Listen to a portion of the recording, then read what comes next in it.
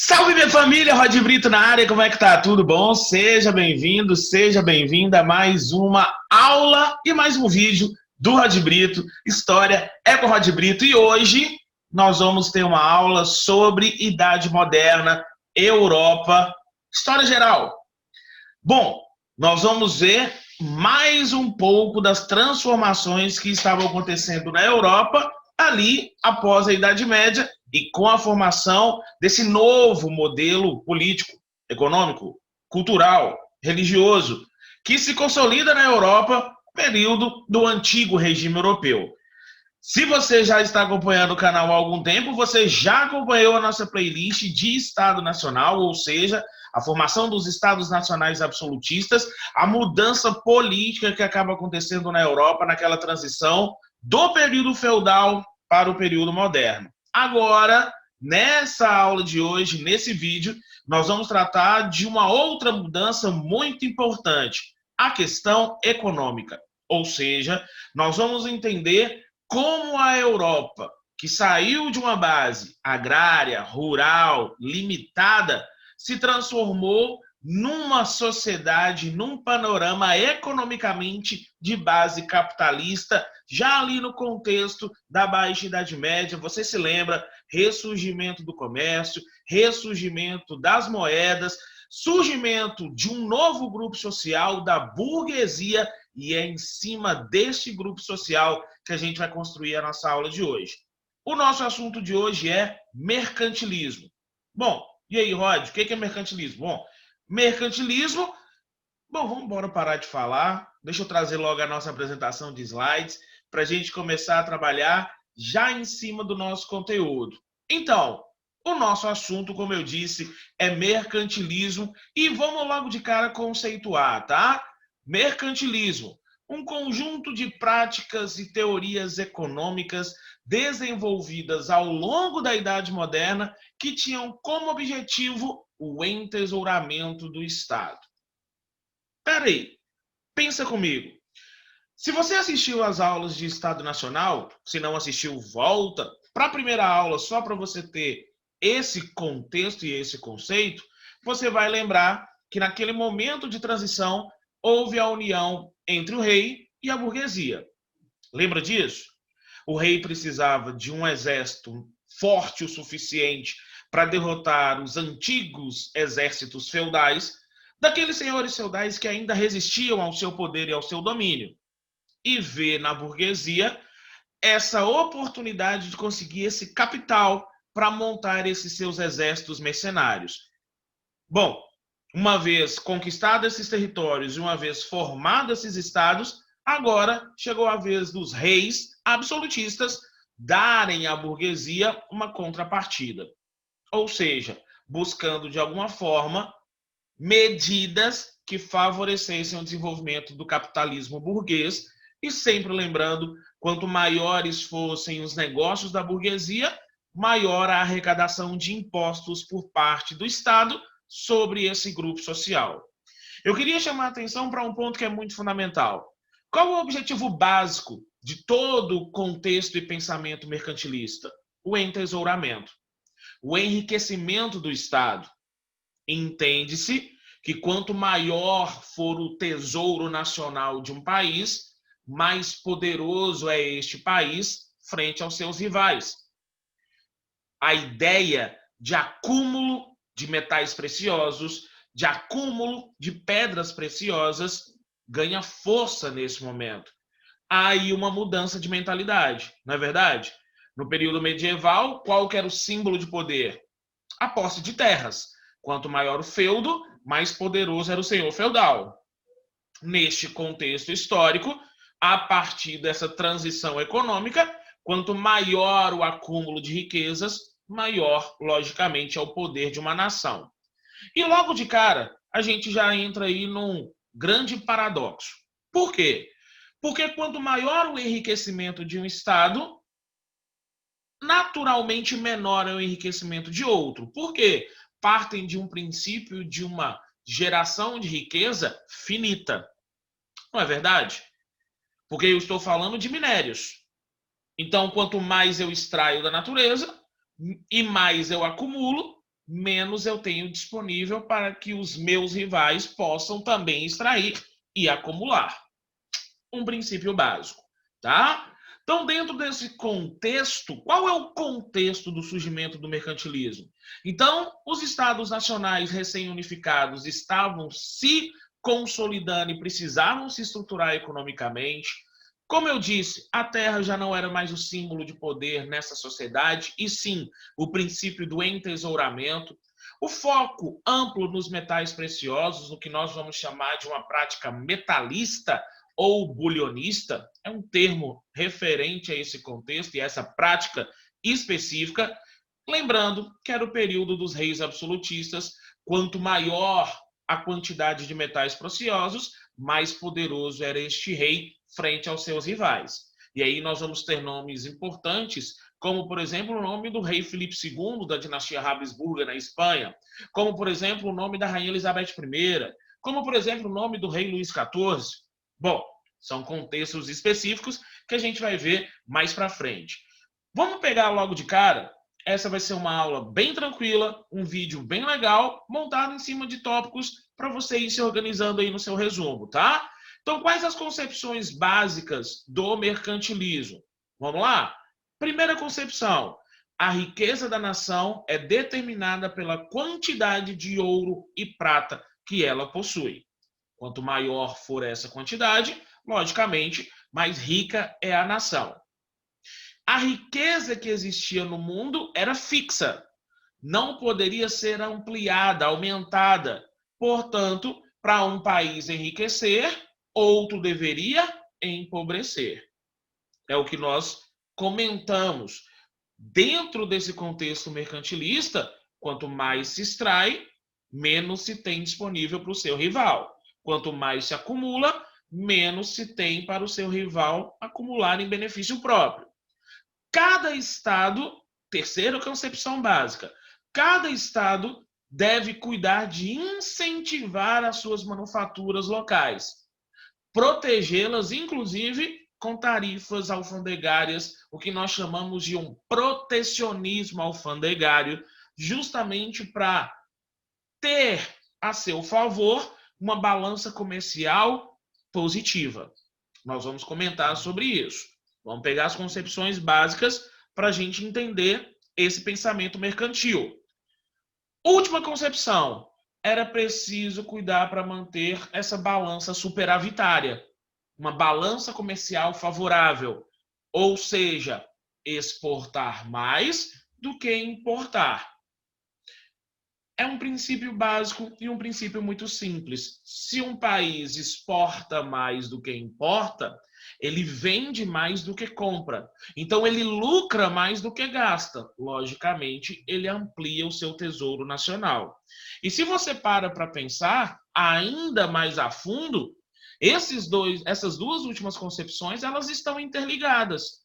Porque se eu aumento as taxas alfandegárias, se eu aumento as taxas de importação, logicamente o produto importado vindo de fora vai ficar mais caro que o produto nacional, protegendo o mercado local para as manufaturas nacionais e automaticamente ampliando o consumo desses produtos produzidos internamente, ok?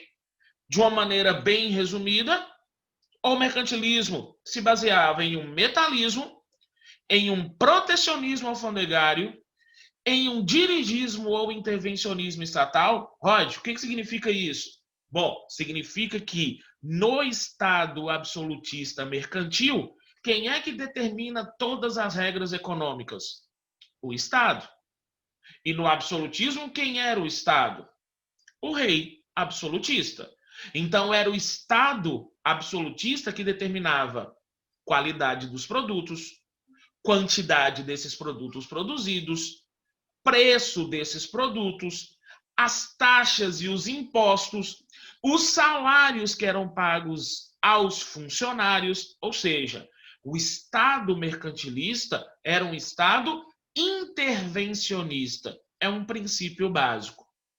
Esse Estado absolutista dita as regras econômicas para todos aqueles que estão comercializando dentro do seu reino. Além disso, uma busca incessante pela balança comercial favorável, exportações maiores que importações, um colonialismo, e isso diz muito para nós brasileiros, não é verdade? Porque nós acabamos historicamente nos inserindo neste contexto no processo de expansão do comércio marítimo português. Não foi imposto sobre o Brasil o Pacto Colonial? Esse era um princípio básico do mercantilismo, que os estados mercantilistas possuíssem colônias para poderem explorar dessas colônias recursos, como matérias-primas, como gêneros tropicais, e pudessem lucrar vendendo mão de obra escrava, vendendo manufaturas. O princípio básico desse colonialismo é o que nós chamamos de exclusivo comercial. O que significa isso? Significa que, na prática, a colônia só pode manter relações comerciais com a sua metrópole. Vamos trazer para o caso do Brasil? Enquanto foi colônia portuguesa, logicamente o Brasil só poderia manter relações comerciais com Portugal e com os países com os quais Portugal tinha relações diplomáticas. É o princípio do exclusivo comercial, ok? Simples assim. Além disso, um princípio importante, um incentivo ao desenvolvimento das manufaturas locais e da construção naval, o que vai ser fundamental para o processo de expansão marítima que nós vamos ver numa outra playlist, que nós vamos ver num outro momento. Vou trazer aqui para vocês agora, no próximo slide, um quadro resumo que eu acho que te dá bem a noção desse contexto mercantilista do período. Olha lá, o Estado absolutista, ele regulava todo o processo. Então, ele apoiava os negócios da burguesia, porque era interessante para o Estado em termos de arrecadação, e, ao mesmo tempo, esse Estado sustentava a nobreza parasitária que vivia às custas da arrecadação de impostos. Então, boa parte dos impostos que eram cobrados sobre a burguesia iriam custear o luxo da nobreza europeia naquele período. História, a gente acaba encaixando um elemento no outro e um acontecimento acaba desencadeando o outro lá na frente. Séculos e séculos nesta mesma situação fez, por exemplo, com que a burguesia se levantasse no século XVII na Inglaterra. Fez com que a burguesia se levantasse no século XVIII na França. Mas a gente vê isso mais à frente em outro vídeo. O mercantilismo utilizava-se de meios como barreiras alfandegárias, estímulo à expansão marítima e colonial, aumento da população, o incentivo às manufaturas nacionais para alcançar quais objetivos? O reforço do poder do Estado Nacional. Quanto mais rico, mais forte é esse Estado absolutista. O metalismo, o entesouramento, que era a base desta economia mercantil, e uma busca incessante por uma balança comercial favorável. Exportar mais do que importar. Se acostumem com esses dois termos, tá? Que eu vou falar agora. Uma balança comercial superavitária era o que os estados nacionais buscavam. Ou seja, uma balança comercial em superávit, positiva, vendendo mais do que comprando. E o que os estados nacionais absolutistas evitavam? Uma balança comercial deficitária, uma balança comercial em déficit, ou seja, importar mais do que exportar, comprar mais do que vender, gastar mais do que lucrar. Ponto fundamental. Agora, preste atenção num detalhe que para mim é muito fundamental. Qual que era o objetivo? Qual que era o objetivo? O objetivo não era ampliar o tesouro, o entesouramento. O objetivo fundamental não era ampliar a riqueza do Estado. Esse era o objetivo, ok? Só que entenda, para atingir esse objetivo, eu tive caminhos diferentes. O objetivo era um só, o entesouramento. Mas cada Estado absolutista se adequou à sua própria realidade para atingir esse objetivo. O que eu quero dizer com isso? Eu quero dizer que dentro do contexto mercantilista europeu, eu tive tipos diferentes de mercantilismo, ok? Cada Estado absolutista, de acordo com a sua própria realidade, vai se utilizar dessa realidade para atingir o objetivo, que era ampliar o seu tesouro nacional. E aí nós vamos ter tipos diferentes de mercantilismo. Vamos ver quais são esses tipos? Então coloca aí no seu resumo tipos de mercantilismo. E aí a gente já começa com o mercantilismo ibérico, ou seja, o mercantilismo praticado pelos portugueses e pelos espanhóis. Uma ênfase muito grande na estocagem de ouro e prata, ou seja, no metalismo ou no bulionismo. Só que há uma diferença aqui, e essa diferença, para mim, ela é muito fundamental. Ok, as duas coroas ibéricas, Portugal e Espanha, basearam seu mercantilismo no entesouramento, no metalismo. Mas a Espanha encontrou logo de cara metais preciosos nas suas colônias da América, coisa que os portugueses não conseguiram. Isso é muito importante. Quando é que os portugueses vão encontrar ouro, diamantes nas suas áreas coloniais aqui na América? Só no final do século XVII, lá por volta de 1695. Ou seja, logo de início, o mercantilismo espanhol esteve diretamente ligado à mineração, à exploração de ouro e prata. Já o mercantilismo português, como não encontra jazidas de minérios logo de cara nas suas áreas coloniais, quer seja na costa africana, quer seja na Ásia, quer seja aqui na América, ou seja no Brasil, os portugueses inicialmente impuseram o pacto colonial sobre as suas áreas de dominação. Ou seja, o mercantilismo português inicialmente se baseou no colonialismo, para só depois do descobrimento de minérios, aí sim se assentar e se aprofundar no metalismo, como no caso aqui das Minas Gerais. Beleza? Uma diferenciação que você precisa fazer aí no seu resumo. Bom, mercantilismo ibérico. Qual outro mercantilismo que é muito emblemático ali na Europa? O mercantilismo inglês. Se os espanhóis e os portugueses se concentraram no colonialismo e no metalismo, os ingleses tiveram uma ênfase maior, deram uma importância maior para o comércio e para a sua marinha mercante, o que nós chamamos de um comercialismo, ok?